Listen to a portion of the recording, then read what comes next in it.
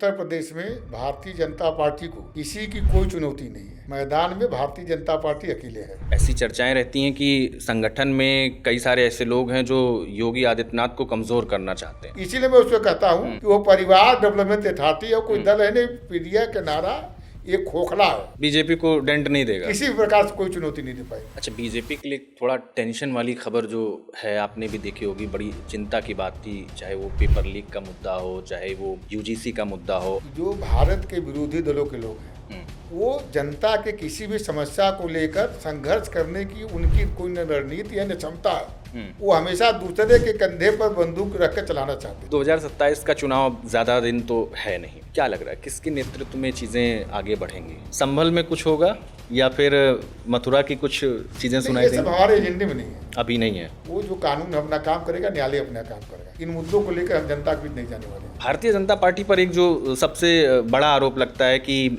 RSS का दबाव रहता है, इस पर आपका क्या मानना है? देखिए, राष्ट्रीय स्वयंसेवक संघ का किसी भी प्रकार का दबाव भारतीय जनता पार्टी में नहीं रहता है। अच्छा, बड़ी बात है। राष्ट्रीय स्वयंसेवक संघ भारतीय जनता पार्टी को नियंत्रित नहीं करती है। क्या ऐसे तो रील वायरल होते हैं कि एक ने लड़की को छेड़ दिया, अगले दिन सपने में उसको दिख रहा है कि बुलडोजर चल गया। कुछ लोग हैं जो सोशल मीडिया पर कहते हैं कि एथेनॉल को पेट्रोल में मिलाकर जो है वो गलत किया गया, पहली बात। और दूसरी बात जो सबसे ज़्यादा सोशल मीडिया पर वायरल होता है वो ये कि लोगों की गाड़ियां खराब हो रही हैं। पूरा देश की गाड़ी को खत्म कर दिया नितिन गडकरी ने। कहीं आजकल पेट्रोल भरवाने में तो डर लग रहा है ना मुझे कि कहीं गाड़ी खराब ना हो जाए, क्योंकि आजकल बहुत लोगों की खराब हो रही है मिलावट की वजह से। ऐसा अफवाह फैलाया जा रहा है।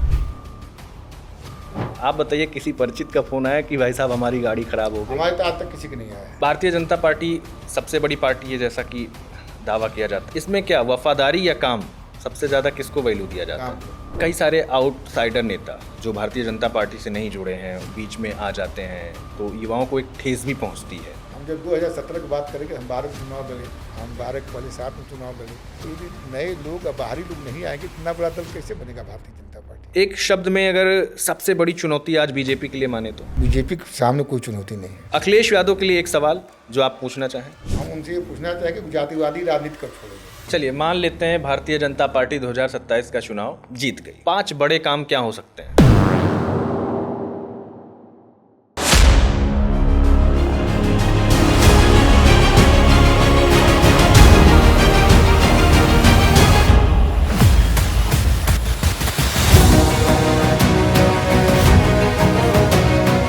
यूपी की राजनीति में इन दिनों सबसे बड़ा सवाल सिर्फ ये नहीं है कि 2027 कौन जीतेगा, बल्कि ये है कि 2027 की लड़ाई लड़ी कैसे जाएगी।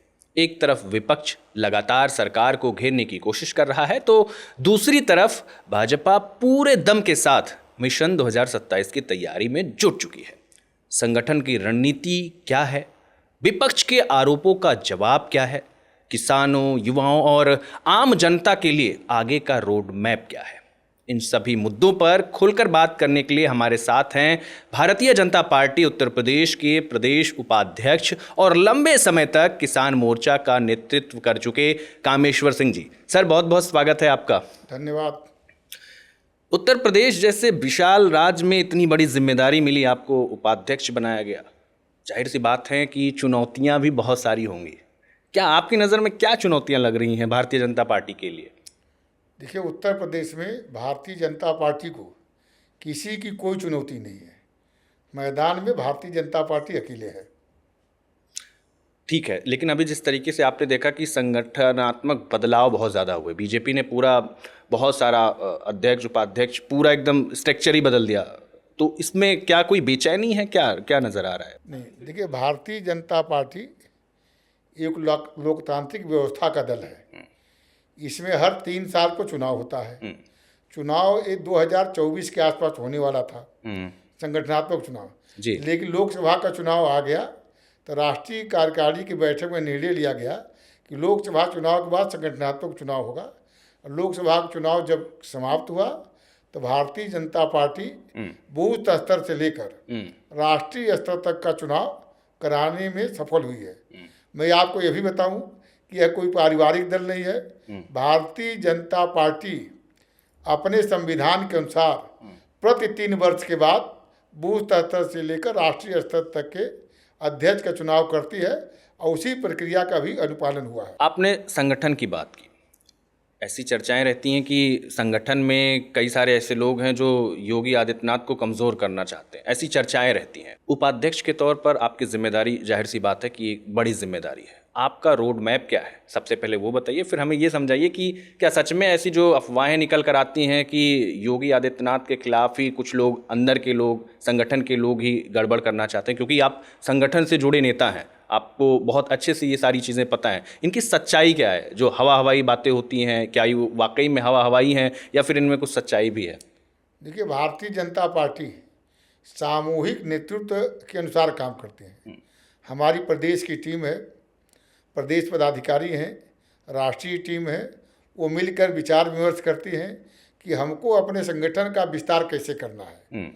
उत्तर प्रदेश में बूथ स्तर से लेकर प्रदेश स्तर तक लाखों कार्यकर्ता भारतीय जनता पार्टी में काम करते हैं। वो निरंतर जनता के बीच सक्रिय रहते हैं।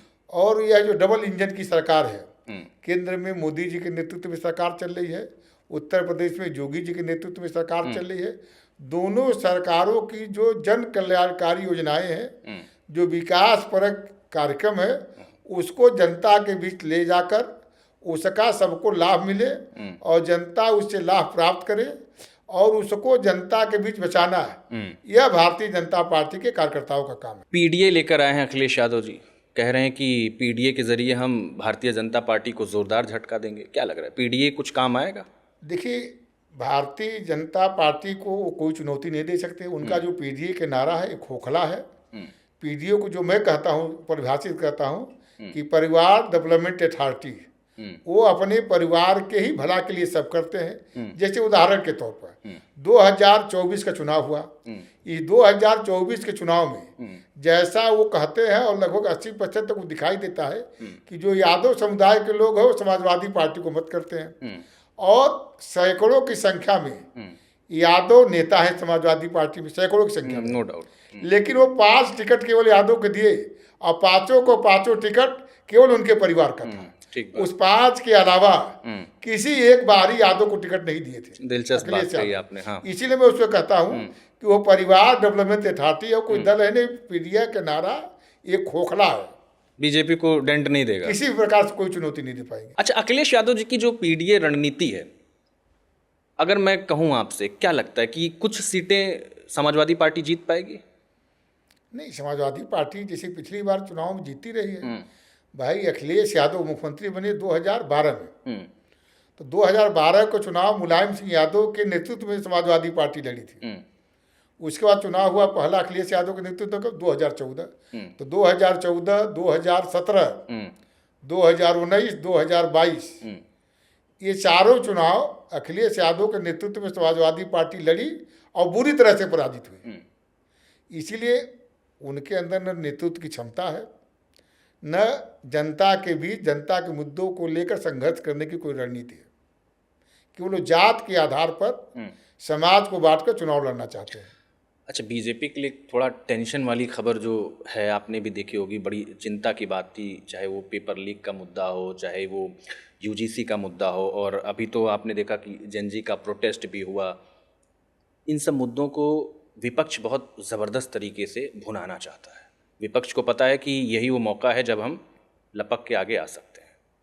लग रहा है कुछ फ़ायदा मिलेगा इसका? देखिए, एक बात मैं आपको बता दूं कि जो भारत के विरोधी दलों के लोग हैं, वो जनता के किसी भी समस्या को लेकर संघर्ष करने की उनकी कोई न रणनीति है न क्षमता है। वो हमेशा दूसरे के कंधे पर बंदूक रख कर चलाना चाहते हैं।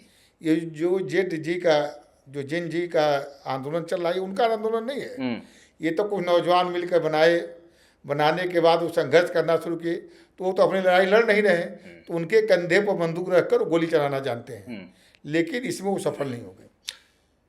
जिस तरीके से आप देखेंगे कि अब युवा थोड़ा सा अलग तरीके से सोच रहा है, पार्टी भी युवाओं के लिए अलग तरीके से सोच रही है। अभी 2 दिन पहले योगी आदित्यनाथ जी का जो बयान था, उन्होंने कहा कि हमारे युवा बड़े काबिल हैं, हमारे देश का भविष्य हैं, थोड़ा राइट डायरेक्शन की ज़रूरत है, उनको बहलाया जा रहा है। कौन बहला रहा है? देखिए, कुछ विरोधी शक्तियाँ देश में दुष्प्रचार कर रही हैं, अफवाह फैला रही हैं, और नकारात्मक विमर्श करने की प्रक्रिया प्रारंभ करना चाहती हैं।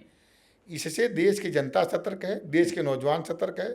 और मैं दावे के साथ कह सकता हूँ कि देश की जो युवा शक्ति है वह मोदी जी और योगी जी के नेतृत्व में उसका पूर्ण विश्वास है और इन्हीं को अपना नेता मानती है।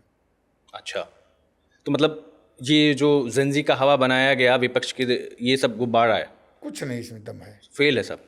देखिए वो कितने लोग थे, आज देश के जितने विद्यार्थी हैं, जितने नौजवान हैं, उसमें 80% नौजवानों को समर्थन भारतीय जनता पार्टी को है।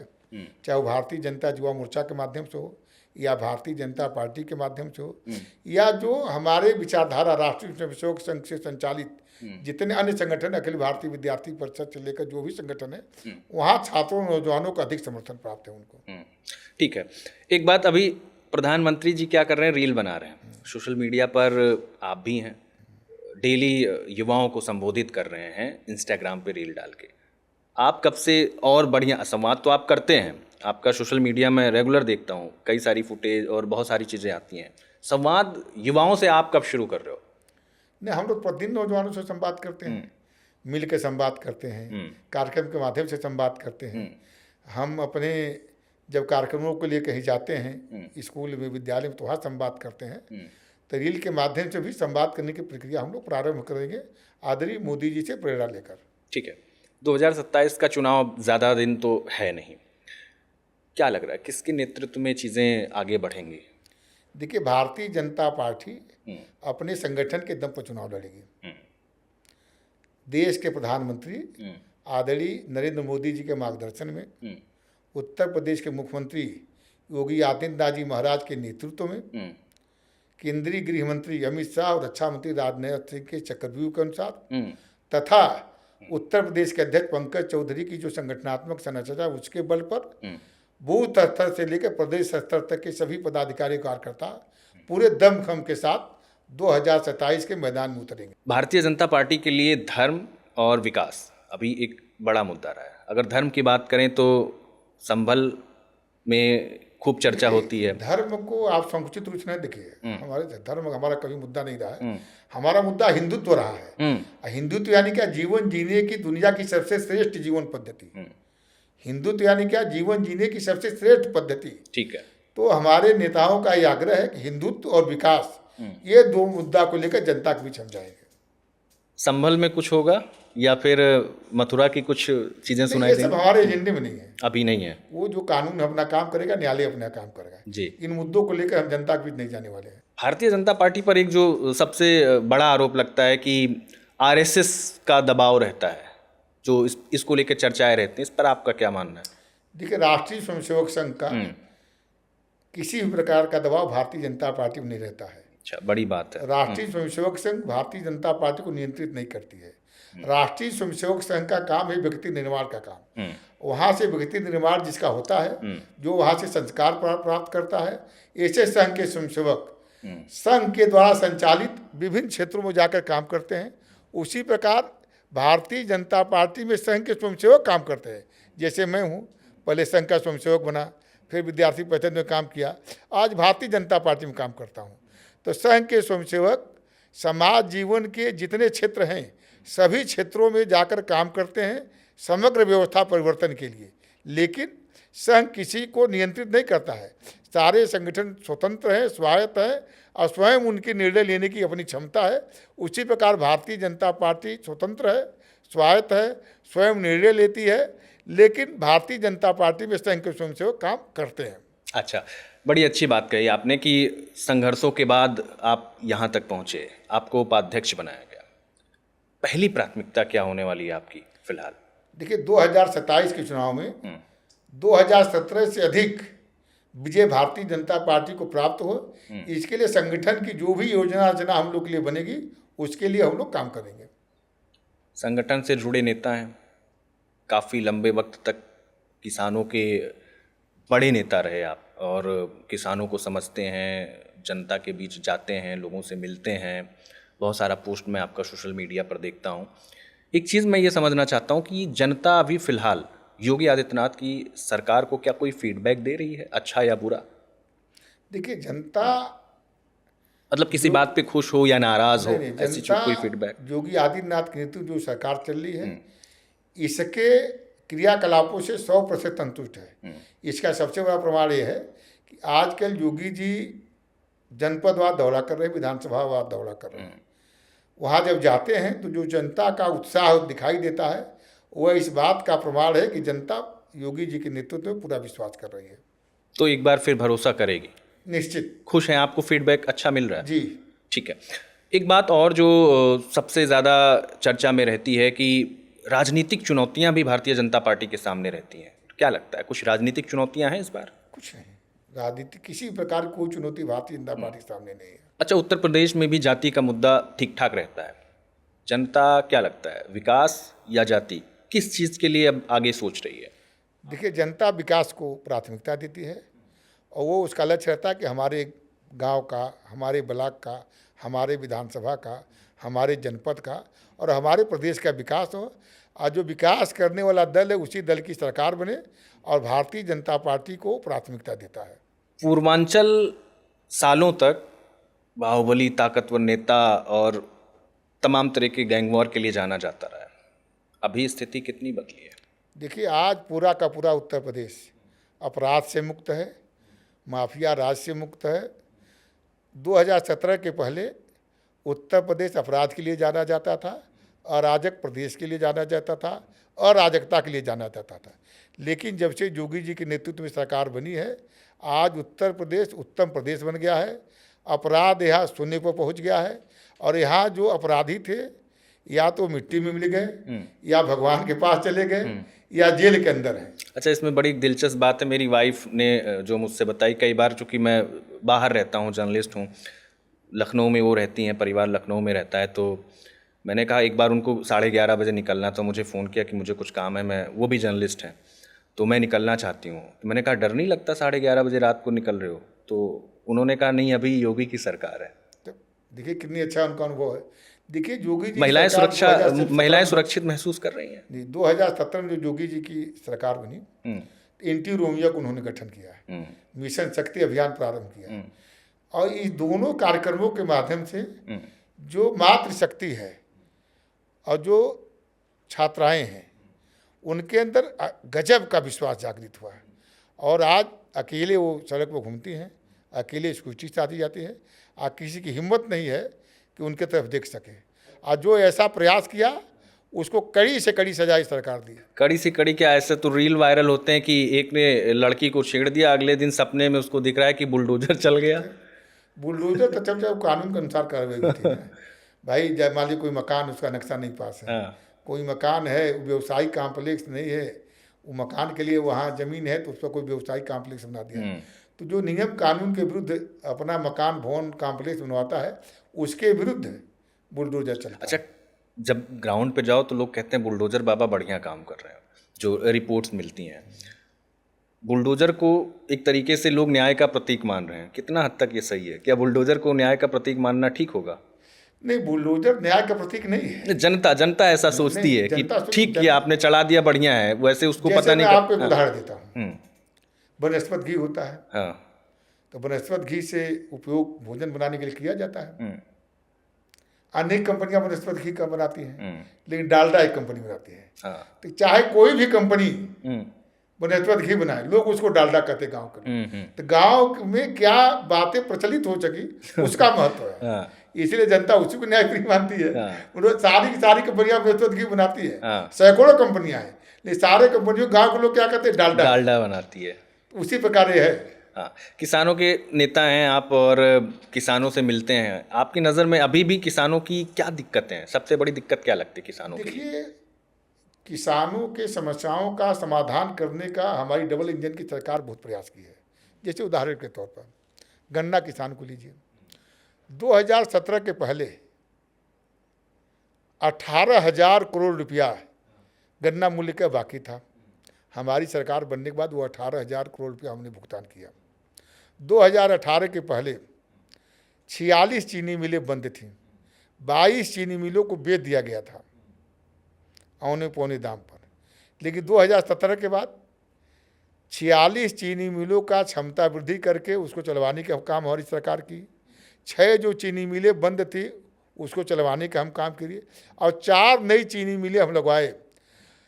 जब आप समग्र विचार करेंगे तो 2007 से लेकर 17 तक जो 10 वर्ष का शासन था मायावती जी का और अखिलेश जी का, इस 10 वर्षों के शासन काल में 1,47,000 करोड़ रुपया गन्ना मूल्य का भुगतान हुआ था। कितने दिन में? 10 साल में। 2017 से लेकर आज तक 9.5 वर्ष हो रहा है। इस 9.5 वर्षों में हम 3,25,000 करोड़ रुपया गन्ना मूल्य का भुगतान किए हैं। आज किसान यदि चीनी मिल में गन्ना गिराता है 1 सप्ताह के अंतर्गत उसको पैसा मिल जाता है। इसका परिणाम क्या हुआ कि पहले 2017 के पहले लगभग 15-20 सालों से 20 लाख हेक्टेयर गन्ना की बुआई खेती होती थी। 20 लाख हेक्टेयर पर खेती होती थी। आज किसानों को प्रोत्साहित करने के कारण 30 लाख हेक्टेयर गन्ना की बुआई होती है। 30 लाख, 10 लाख हेक्टेयर बढ़ गया भाई। तो ये इस बात का प्रमाण है कि गन्ना किसान आज इस सरकार से लाभान्वित है और सरकार के द्वारा जो प्रोत्साहित उनको किया जा रहा है, जो सरकार के द्वारा उनको सहयोग किया जा रहा है, इसका लाभ उठाकर और गन्ना किसान बहुत प्रसन्न है। दूसरी बात एक इसमें और बताऊंगा, 2017 के पहले आपके ध्यान में होगा कि 1400-1500 रुपया कुंटल गेहूँ था, 1400-1500 रुपया कुंटल धान था। 17 के पहले 1500-1600 रुपया कुंटल था। लेकिन आज कितना है? 2500-2600 रुपया। तो आज चाहे धान का समर्थन मूल्य हो या गेहूं का समर्थन मूल्य हो, दोनों का समर्थन मूल्य 1,000 रुपया प्रति कुंटल बढ़ गया। लेकिन उनकी खेती करने की जो लागत है वही है। अच्छा। बिजली की बिल बढ़ा नहीं, DAP का मूल्य बढ़ा नहीं, यूरिया का मूल्य बढ़ा नहीं, और आज खेती करने के लिए जो ट्यूबवेल चलता है उसकी बिजली फ्री में है। यानी उनकी लागत 2017 में था वही लागत आज है। और 1,000 रुपया प्रति कुंटल उनका मूल्य बढ़ गया। इससे किसान काफी प्रसन्न है। मूल्य बढ़ने से मुझे याद आया, अभी केंद्रीय मंत्री नितिन गडकरी साहब जो है वो एथेनॉल वाली चीज़ों को उन्होंने काफ़ी बढ़ावा दिया ताकि किसानों को उसका फ़ायदा मिल सके। अच्छा भी है, किसान आत्मनिर्भर बनेगा, अगर खेती के लिए प्रेरित होगा तो ये तो बड़ी अच्छी बात है।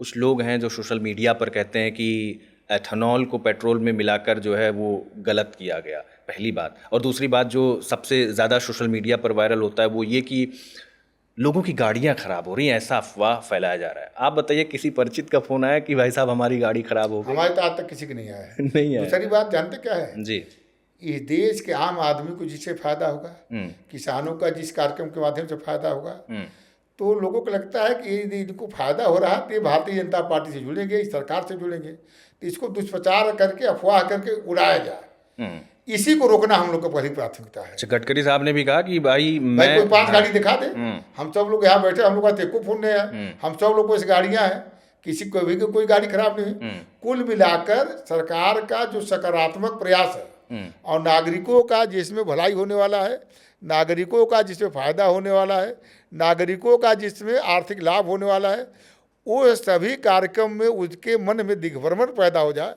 यह कुछ लोग कर रहे हैं सुनियोजित तरीके। तो मतलब भरमाया जा रहा है। भरमाया जा रहा है। एथेनॉल एक मुद्दा बना दिया गया, विपक्ष ने बनाया ताकि चीज़ें भारतीय लेकिन जनता यह चर्चा का कहीं विषय नहीं है। हम गांव में रहते हैं, हम तो गांव के रहने वाले हैं जी, कहीं कोई चर्चा नहीं करता है। लेकिन ये सोशल मीडिया पर कुछ चल रहा है, आने वाले समय में सबको सबका जवाब मिल जाएगा। समाजवादी पार्टी का जो अभी कुछ दिनों पहले अखिलेश यादव का एक बयान आया जिसमें उन्होंने कहा कि भारतीय जनता पार्टी के लिए 2 चीज़ें बड़ी मुश्किल लेकर आएंगी, पहला पेपर लीक और दूसरा परीक्षाओं में देरी। क्या सच में युवा इससे नाराज हो सकता है, या फिर बीजेपी युवाओं को अपनी मुट्ठी में कर चुकी है, या सिर्फ अखिलेश यादव अपने वोट बैंक के लिए ऐसी बातें कर रहे हैं? देखिए, अखिलेश जी को ये लगता है कि हम ट्वीट कर देंगे और सरकार बदल जाएगी। अच्छा, ऐसा है नहीं। मैं आपको बता दूं, जब हम विचार करेंगे तो अपने 9.5 साल का विचार करेंगे और उनके 10 साल का करेंगे। 7 से लेकर 12 तक मायावती जी और 12 से लेकर 17 तक अखिलेश जी। 7 से लेकर 12 तक मायावती जी को 95,000 सरकारी नौकरियां दी थी। और किसको दी थी? उस समय जो लोग नौकरी पाए उनको पूछिएगा, केवल और केवल पैसे के बल पर नौकरियां मिली। अच्छा, बड़ा आरोप है। हाँ। और दूसरा, 12 से लेकर 17 जी अखिलेश जी की सरकार थी। लोकसभा आयोग के जो चेयरमैन थे उनकी कारगुजारियों से हम लोग खूब परिचित हैं। ये कई समुदाय के लोगों को उन्होंने लगातार SDM बना दिया, अंत में वो बर्खास्त किए गए, उनके खिलाफ मुकदमा दर्ज हुआ। ये भी आप ठीक से जानते हैं। इसके बावजूद एक विशेष क्षेत्र के लोग, विशेष जाति के लोग ही नौकरियां पाएँ, मैनपुरी, कन्नौज, इटावा, और एक ही जात के लोग नौकरियां पाए, और नौकरी भी कितनी मिली? 2,95,000 को। तो यानी तीनों मिला दिया जाए 10 साल में तो लगभग 4 लाख लोगों को सरकारी नौकरी वो 10 साल में दी है। वो भी सारी की सारी नौकरियां विवादित हो गई। लेकिन जो किए सो किए। हमारे नेता योगी आदित्यनाथ जी के नेतृत्व में 9.5 साल में सरकार चली है। इस 9.5 वर्षों में 9 लाख लोगों को हमने नौकरी दिया भाई, 9 लाख लोगों को। वो दिए 4 लाख लोगों को 10 साल में। हम 9.5 साल में कितने लोग थे? 9 लाख लोग को सरकारी नौकरी। तब तो बहुत ज्यादा है। तो उनसे 2 गुना से अधिक नौकरी हम दिए हैं, अफवाह है पारदर्शी बस। तरीके से दिए हैं। अब मैं आपको एक बात बताता हूँ। मैं अभी जब किसान मोर्चा में काम करता था तो मैं मुजफ्फरनगर एक गांव में गया था। वहाँ ऐसे चौपाल लगी थी किसानों के बीच। एक जाट खड़ा हुआ और कहा कि जब से मैं वोटर मतदाता बना हूँ, मैं कभी भी भारतीय जनता पार्टी को मत नहीं दिया हूँ। अच्छा। हम लोग चरण सिंह को वोट देते हैं या चरण सिंह से जिस दल का समझौता होता है उसको वोट देते हैं। तो हमने कहा लेकिन अब हमारे घर में 18 मतदाता है, हम लोग भारतीय जनता पार्टी को मत देंगे। तो हमने कहा बाबा क्या बात हो गया, क्यों ऐसा निर्णय आप लिए? कहना हम बात कल्पना नहीं कर सकते हैं, हम सपने में सोच नहीं सकते हैं कि 400 रुपया का फॉर्म भरेंगे और हमारे 2 बेटे सिपाही बन जाएंगे। वो कहे कि 400 रुपया केवल ऑनलाइन फॉर्म भरा गया, हमारे दोनों बेटे दौड़ते रहे, दौड़कर अपनी शरीर बनाए, मेहनत किए और जाकर पुलिस की भर्ती का जो भी प्रक्रिया थी उसको पूरा किए और दोनों बड़े बेटे सिपाही बन गए। ये हम सपने में सोच नहीं सकते थे, इसकी हमारी कल्पना नहीं थी कि 400 रुपया खर्च करके और हमारे बेटे सिपाही बने। यह संभव हुआ केवल भारतीय जनता पार्टी की सरकार के नाते और योगी आदित्यनाथ की सरकार के नाते। इसलिए आज के बाद हमारा पूरा परिवार ये संकल्प लिया है कि हम भारतीय जनता पार्टी को मत देंगे आने वाले चुनाव में, और 18 वोट मेरे घर में है, वो सारा का सारा मत भारतीय जनता पार्टी को मिलेगा। आपने पीछे बड़ी अच्छी बातें बताई। एक तो बताया कि मैं गांव का रहने वाला हूं और गांव से जुड़ा आदमी हूं, तो मुझे गांव की बातें सब पता हैं, सारी सिस्टम। एक गांव का लड़का जो गांव में गिल्ली डंडा खेला होगा, घूमा होगा साइकिल से पगडंडियों पे, उसके लिए भारतीय जनता पार्टी, जिसको कि सबसे बड़ी पार्टी दुनिया में माना जाता है, सबसे बड़ा प्रदेश उत्तर प्रदेश, जहाँ पर बहुत सारे लोग रहते हैं, वोट है, ज़मीन से उठकर उपाध्यक्ष तक का सफ़र कितना मुमकिन लगा, कैसे आपने तय किया? थोड़ा अपने राजनीतिक सफ़र के बारे में बताइए। देखिए, हम तो गांव में जब पढ़ते थे तो राष्ट्रीय स्वयंसेवक संघ के संपर्क में आए। मैं खंड कार्यवाह था, पढ़ता था, तो हमारे जिला प्रचारक हुआ थे नागिन जी, तो उन्होंने कहा तुम प्रचारक बन जाओ। तो संघ के प्रचारक बने जो फुल टाइम जो पूरा समय देकर काम करे। तो संघ के जो प्रचारक बनते हैं तो संघ के लगभग 36-37 संगठन हैं जहाँ अपने प्रचारकों को भेजकर वहाँ व्यवस्था परिवर्तन का काम वो प्रचारक करे, ये काम उसका रहता है। तो हमको विद्यार्थी प्रेसिडेंट भेज दिया गया। मैं लगभग 1988 में 1988 में संगठन मंत्री बना, विद्यार्थी प्रेसिडेंट भेजा गया। पहले मैं गोरखपुर था, बाद में कानपुर था। 96 में वापस हुआ, होल टाइमर थे, और उसी साल मेरी शादी हुई और भारतीय जनता युवा मोर्चा को मैं प्रदेश मंत्री बना दिया गया। और तब से लगातार विभिन्न पदों पर रहते हुए मैं भारतीय जनता पार्टी काम कर रहा हूँ। भारतीय जनता पार्टी काम इसलिए करता हूँ कि इसका जो चिंतन है वो भारतीयता पर आधारित है। समाज के अंतिम व्यक्ति को रोटी, कपड़ा, मकान, पढ़ाई लिखाई की व्यवस्था हो, यह इसका उद्देश्य है, यह इसका संकल्प हो, और इसका पूरा करने के लिए हमारी सरकारें काम कर रही हैं। भारत शक्तिशाली देश बने, भारत दुनिया का नेतृत्व कर सके और भारत के नेतृत्व में दुनिया चले, इस लक्ष्य को प्राप्त करने के लिए मैं भारतीय जनता पार्टी में काम करता हूँ। राजनीति जो है वो थोड़ा सा पूरी तरीके से अगर कहें तो फुल टाइम जनता की सेवा माना जाता है। कहाँ से प्रेरणा मिली सार्वजनिक जीवन में यही करना है? नहीं, ये तो बताया ना, मैं संघ से प्रेरणा मिली। अच्छा, संघ से प्रेरणा मिली। ये कि हमको क्या करना है, जैसे हमारे जो प्रेरणा है पंडित दीनदयाल उपाध्याय, वो अंत्योदय की परिकल्पना की थी, आखिरी व्यक्ति एकात्म तक मानव सब कुछ दर्शन। है। तो अंत्योदय नहीं, अंतिम आदमी का उदय।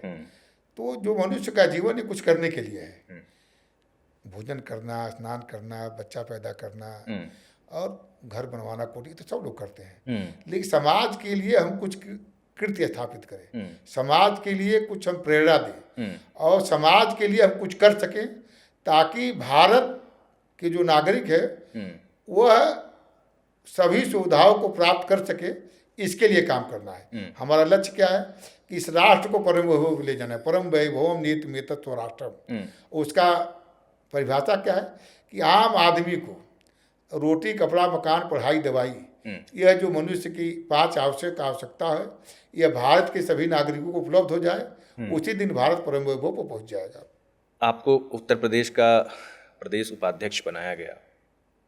अभी आपके दिमाग में आगे के 6 महीने के क्या प्लान है? भारतीय जनता पार्टी को कैसे एक बड़ी पार्टी, एक मेजोरिटी वाली पार्टी निकाल के लाएंगे? देखिए, हमारा कोई प्लान नहीं है, संगठन का प्लान बनेगा।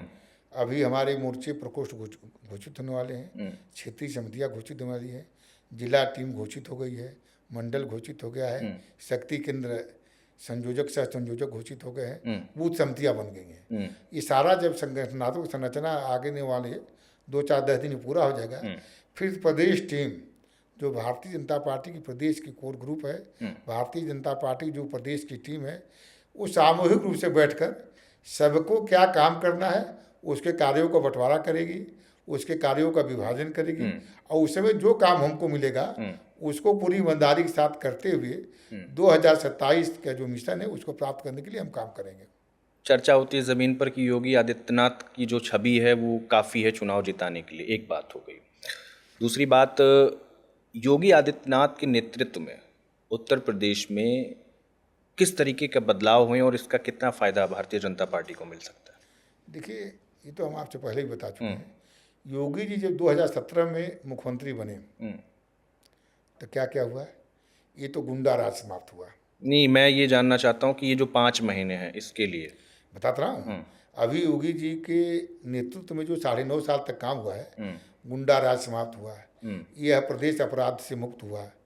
इस प्रदेश में 1 डिस्ट्रिक्ट 1 प्रोडक्ट, एक जिला एक उत्पादन, एक जनपद एक उत्पादन, यह योजना लागू हुई। आज उत्तर प्रदेश के सभी जिला केंद्रों को मेडिकल कॉलेज बन रहा है या बन चुका है। उत्तर प्रदेश में सबसे अधिक हवाई अड्डा है, उत्तर प्रदेश में सबसे अधिक एक्सप्रेसवे है। देश में जितने एक्सप्रेसवे हैं उसका 60% हिस्सा उत्तर प्रदेश में। तो इन कामों को लेकर योगी जी आज जनता के बीच जा रहे हैं और जनता का भरपूर उनको सपोर्ट मिल रहा है। तो आने वाले जो 4-5 महीना का समय है, इसमें युद्ध स्तर पर हम सरकार के उपलब्धियों को लेकर जनता के बीच जाएंगे और हमारे बूथ स्तर के कार्यकर्ता से लेकर प्रदेश स्तर तक के सभी कार्यकर्ता पूरे उत्तर प्रदेश में सघन प्रवास करेंगे। लोगों से हम संपर्क करेंगे, लोगों से संवाद करेंगे और लोगों से संबंध बनाएंगे। ठीक बात। और इसके माध्यम से उत्तर प्रदेश के जितने मतदाता हैं 70% मतदाता भारतीय जनता पार्टी को मत दे, यह प्रयास करेंगे। अच्छा, लंबे समय तक उत्तर प्रदेश की जो छवि रही गुंडा राज की रही, जिसको योगी आदित्यनाथ ने बदल दिया। बिजली कटौती की भी खूब रही है। बिजली कटौती के तौर पर यूपी को लोग जानते थे। कितनी बड़ी उपलब्धि मानते हैं? अभी जो गांव में भी 18-19 घंटे लाइट रहने की बात होती है और रहती भी है। मैं खुद गांव से जुड़ा हूं, जाता हूं तो पहले ऐसा होता था कि रात में कब चली गई आप सो नहीं पाते थे। बिजली कटौती खत्म होना ये सरकार के लिए आप कितनी बड़ी उपलब्धि मानते हैं? देखिए, हम बताए आपको, मैं गांव को रहने वाला हूँ। पहले 17 के पहले गांव में बिजली कितनी आती थी? 3-4 घंटे के लिए। पहले क्या होता था, जब बिजली आती थी गांव में चर्चा होता था, बिजली आ गई, बिजली आ गई। और आती किस लिए बिजली थी? वो जनता को सुख पहुंचाने के लिए नहीं आती, केवल मोबाइल चार्ज करने के लिए आती थी। उस बिजली उतनी ही आती थी जिससे जनता मोबाइल चार्ज करे। और आज क्या है, जब बिजली की कभी कटौती होती तब चर्चा होता है। आप मानिएगा नहीं, 2018 में मैं गांव गया जी। 2017 के पहले हमारे गांव में किसी घर एसी नहीं था। अच्छा। किसी घर एसी नहीं था। आज भी हमारे घर पे एसी नहीं है। गांव हमारे घर एसी नहीं है। लेकिन जब मैं गांव गया तो पता चला कि 27 लोग का घर एसी लग गया। अच्छा। 27 लोग का घर एसी लगा था। वो हम जाने कैसे? उसी समय बिजली विभाग का चेकिंग अभियान चल रहा था। अच्छा। और ये हो रहा था कि जितना बिजली खर्च उसका पैसा देना पड़ेगा। तो जैसे हमारे घर में पंखा चलता है, आपके घर बिजली एसी चलेगा, तो एसी का बिजली अधिक खर्च होगा ना, तो उसका अधिक बिल देना पड़ेगा। वो लोग बिल उतना ही देना चाहते थे। अच्छा। तो बिजली विभाग का दबाव था। तो लोग हमारे पास है, खैर मैं उन लोग को समझा बुझाकर और कुछ उसे छूट करवा कर उनका बिल जमा करवाया और आगे से वो लोग जितना बिल आता है उतना लोग देते हैं। तो इस बात का प्रमाण है कि आज गाँव में भी भरपूर मात्रा में एसी चल रहा है। और एसी क्यों चल रहा है? इसलिए चल रहा है कि उनको बिजली मिल रही है। जी, ठीक बात। भारतीय जनता पार्टी सबसे बड़ी पार्टी है जैसा कि दावा किया जाता है। दूसरी बात, इसमें क्या वफादारी या काम, सबसे ज़्यादा किसको वैल्यू दिया जाता काम है? को काम को। वफादारी नहीं, पहले काम है। अभी काम है। अच्छा। पहले भी काम रहा है। मतलब काम करिए हाँ, तो तब- ही आपकी वैल्यू होगी, नहीं तो कोई मतलब नहीं है। ठीक है, एक जो सबसे बड़ी चीज़ मैं आपसे व्यक्तिगत तौर पे जानना चाहता हूँ, क्योंकि आप बड़े मिलनसार आदमी हैं, तो राजनीति में आपका सबसे बढ़िया दोस्त कौन है? नौजवान। सब नौजवानों से दोस्ती, कोई ऐसा होगा ना जिससे दिल की बात फ़ोन लगा के करते हो कि अरे यार आज ऐसा तो कुछ नहीं है। अच्छा, ऐसा कुछ नहीं है। ठीक है, आपका राजनीति में कोई व्यक्तिगत वैसा दोस्त नहीं है। राजनीति फुल टाइम जनता की सेवा, मतलब घर से किस बात की शिकायत मिलती है आपको? घर की कोई शिकायत नहीं थी, हम लोग घर पर समय कम देते हैं, यही शिकायत है? घर के कामों में कम समय देते हैं, इसके अलावा कोई शिकायत नहीं है। अच्छा, जो लोग राजनीति में आना चाहते हैं, युवा, उनके लिए क्या संदेश देना चाहेंगे? देखिए, देश के प्रधानमंत्री ये घोषणा किए हैं कि देश में नौजवानों को राजनीति में लाया जाए और 10 लाख नए नौजवान राजनीतिक कार्यकर्ता खड़े हो, यह मोदी जी का प्रयास है। तो नौजवानों को राजनीति में क्यों आना चाहिए? नौजवानों को राजनीति में इसलिए आना चाहिए कि राजनीति ही देश के विकास की बात हो, या नौजवानों के विकास की बात हो, या देश की शिक्षा व्यवस्था की बात हो, या खेती किसानी की बात हो, महिलाओं की सुरक्षा की बात हो, ये सारी जो देश की समस्याएं हैं, इसका समाधान करने का काम देश की राजनीति करती है, यानी जो सत्ता माता वो करता है। इसलिए नौजवानों को हम आग्रह करें कि चाहे जहाँ आप रहिए, सकारात्मक राजनीति में आप दिलचस्पी लेते रहिए। अच्छा, एक चीज़, अब आपने इतनी बड़ी बात कही, तो यहाँ पे कई सारे आउटसाइडर नेता जो भारतीय जनता पार्टी से नहीं जुड़े हैं बीच में आ जाते हैं, तो युवाओं को एक ठेस भी पहुँचती है। हम जब 2017 की बात करेंगे, हम 12 में चुनाव लड़े, हम 12 के पहले 7 में चुनाव लड़े, तो यदि नए लोग, बाहरी लोग नहीं आएंगे, इतना बड़ा दल कैसे बनेगा भारतीय जनता पार्टी? भाई, आज जो दूसरे दल में है, वो जो हमसे जुड़ेगा तभी नहीं दल बनेगा। और आज भारतीय जनता पार्टी दुनिया के सबसे बड़ा राजनीतिक दल है। इसलिए दल है कि विपक्षी दलों के जो कार्यकर्ता थे, जो सदस्य थे, जो समर्थक थे, वो भारतीय जनता पार्टी की नीतियों में विश्वास करते हैं और विश्वास करके भारतीय जनता पार्टी से जुड़ रहे हैं, चाहे किसी भी दल में हो। तो भारतीय जनता पार्टी की नीतियों में आस्था व्यक्त कर रहे हैं। तो मतलब अगर आप ठीक हैं, काबिल हैं, राजनीति के लायक हैं, तो आपका स्वागत है बीजेपी में। जी। चलिए, अब कुछ मज़ेदार चीज़ें लेते हैं। एक शब्द में उत्तर प्रदेश की सबसे बड़ी ताकत क्या देखते हैं आप? नौजवान।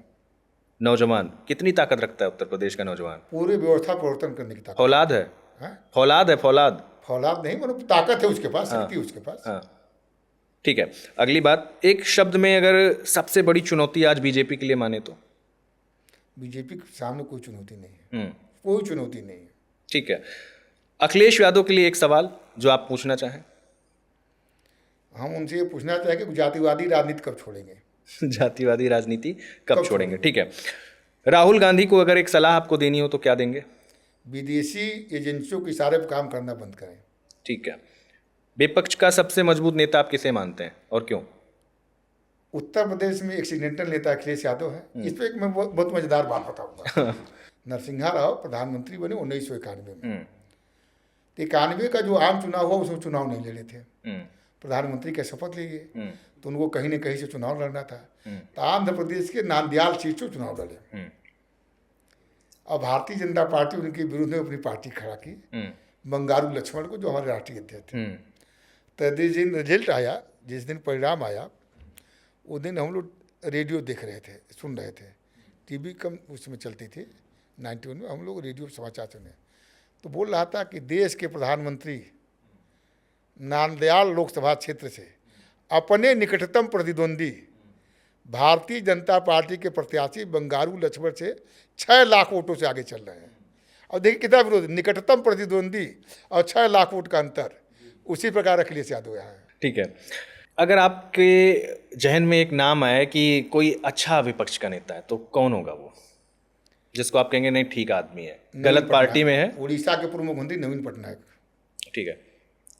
अगर एक कोई बीजेपी में एक नेता को लाना चाहें जो विपक्ष का हो, वो नेता कौन होगा जिसको आप मतलब ये कहना चाह रहा हूँ कि कोई एक ऐसा नेता जिसको आप चाहते हो कि ये गलत पार्टी में, इसको बीजेपी में होना चाहिए। अगर आपको बोला जाए कि एक नेता को बीजेपी में लेकर आइए, तो ऐसा कौन सा नाम होगा जिसको आप चाहेंगे कि वो बीजेपी में आ जाए, विपक्ष का नेता? इसमें हम तो नवीन पटनायक को अच्छा विपक्ष का नेता मानते हैं। ठीक है, चुनाव जीतना मुश्किल है या जनता का भरोसा बनाए रखना? जनता का समर्थन प्राप्त करना सबसे आवश्यक है। भाजपा कार्यकर्ताओं के लिए एक लाइन में कोई संदेश देना चाहें? भारतीय जनता पार्टी के बूथ स्तर से लेकर प्रदेश स्तर से लेकर राष्ट्रीय स्तर तक के जो भी पदाधिकारी और कार्यकर्ता हैं, हम अपने बूथ पर 70% अधिक मत भारतीय जनता पार्टी को दिलवाने का संकल्प लें। इसीलिए अपने बूथ पर सक्रिय रहना चाहिए तथा लोगों से संपर्क करके, लोगों से संवाद करके, लोगों से संबंध बनाकर हम अपना बूथ कैसे जीतेंगे इसका प्रयास करना चाहिए। उत्तर प्रदेश की जनता से क्या कहना चाहेंगे? उत्तर प्रदेश की जनता से ये निवेदन करेंगे कि जो 2027 का विधानसभा का चुनाव होने वाला है, इस चुनाव में पुनः योगी आदित्यनाथ जी महाराज के नेतृत्व में, मोदी जी के मार्गदर्शन में भारतीय जनता पार्टी को भारी बहुमत से पुनः सत्ता में लाइए, यह उत्तर प्रदेश की जनता से हम निवेदन करेंगे। चलिए मान लेते हैं भारतीय जनता पार्टी 2027 का चुनाव जीत गई, 5 बड़े काम क्या हो सकते हैं जो करने लायक हो, आपको लगे कि नहीं ये चूक गई, अभी हमें करने की जरूरत है? 5 काम। उत्तर प्रदेश में जो बेरोजगार नौजवान हैं सबको कोई न कोई रोजगार मिले। ठीक है, तो रोजगार परक कार्यक्रम और प्रभावी तरीके से चलाना चाहिए। बहुत अच्छी सोच। किसानों की आय दोगुनी होने में थोड़ा बहुत जो कमी रह गई है, इसको पूरा करने का काम करेंगे। हर गांव सड़क से जुड़े, शिक्षा की व्यवस्था और अच्छी हो, और इस प्रदेश में यदि कोई बीमार पड़ता है तो तत्काल उसे दवा की व्यवस्था हो, यानी स्वास्थ्य सेवाओं को और व्यवस्थित करने का काम ये सरकार करेगी। आपने बड़ी दिलचस्प बातें की और बहुत बहुत धन्यवाद। उम्मीद करते हैं कि उपाध्यक्ष के तौर पर आपको जो जिम्मेदारी दी गई है, भारतीय जनता पार्टी ने आप पर इतना बड़ा भरोसा जताया है, आप शानदार काम करें और शानदार व्यक्तित्व के धनी इंसान हैं आप, तो शानदार ही करेंगे। बहुत बहुत शुक्रिया सर आपका हमारे शो पे आने के लिए। Thank you so much. बहुत बहुत धन्यवाद आशीष जी। नाऊ उत्तर प्रदेश को भी बहुत बहुत धन्यवाद। Thank you sir.